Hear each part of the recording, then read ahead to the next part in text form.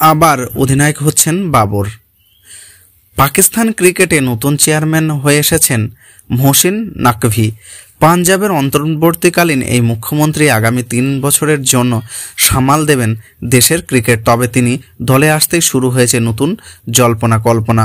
গুঞ্জন রয়েছে নাকাভির অধীনে আরও একবার অধিনায়কত্বের দায়িত্ব বুঝে পাবেন বাবর আজম। যদিও মাত্র 3 মাস আগেই এই দায়িত্ব থেকে সরে এসেছিলেন বাবর। বিশ্বকাপের পর নানামুখী সমালোচনার চাপে নিজ থেকে এমন সিদ্ধান্ত নিয়েছিলেন বাবর আজম। এমন এক সিদ্ধান্তের পিছনে অবশ্য পিসিবির সেই সময়ের প্রধান জাকা আশরাফের প্রভাবও ছিল স্পষ্ট। বিশ্বকাপ ব্যর্থতার পর টি-20তেও পাকিস্তানের অধিনায়ক হয়েছেন শাহিন আফ্রিদি, আর টেস্ট অধিনায়কের দায়িত্ব ছিলেন শান মাসুদ। তবে ওয়ানডেতে এখনও পর্যন্ত নেই কোনো অধিনায়ক। যদিও গুঞ্জন বলছে অধিনায়ক হলে বাবর মূলত 3 ফরম্যাটেই অধিনায়ক হবেন। পাকিস্তান অবজারভার, সামা টিভি সহ বিভিন্ন গণমাধ্যম পিসিবির অভ্যন্তরীণ সূত্রের কথা উল্লেখ করে জানিয়েছেন, পিসিবির নবনির্বাচিত চেয়ারম্যান মোহসিন নাকভি বাবরকে আবারও নেতৃত্বে ফেরানোর কথা বলছেন।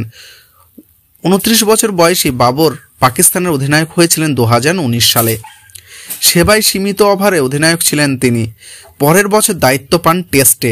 জনপ্রিয়তার দিক থেকে ওপরে উঠলেও বাবরের নেতৃত্বের দিক থেকে বড় কোনো সাফল্য পাননি। 2022 টি-20 বিশ্বকাপে ফাইনাল খেলা এবং গত বছর ওয়ানডে র্যাঙ্কিংয়ের 1 নম্বরে ওঠাই পাকিস্তানের সর্বস্ব অর্জন। যদিও বিশ্বকাপে বাদ পড়া, এশিয়া কাপের সুপার 4 থেকে বাদ পড়া কিংবা দলে বন্ধুদের প্রাধান্য দেওয়া সহ বিভিন্ন অভিযোগই বাবরের সঙ্গী হয়েছেন তারা। অবশ্য বাবরকে বাদ দিয়ে পাকিস্তানি ক্রিকেট রাতারাতি কোনো সাফল্য আসেনি। বাবর অধিনায়কত্ব ছাড়ার পর 2টি সিরিজ খেলেছে পাকিস্তান। এর মধ্যে অস্ট্রেলিয়ার টেস্ট সিরিজ হেরেছে 3-0 ব্যবধানে, আর নিউজিল্যান্ডের টি-20 সিরিজ 4-1 ব্যবধানে।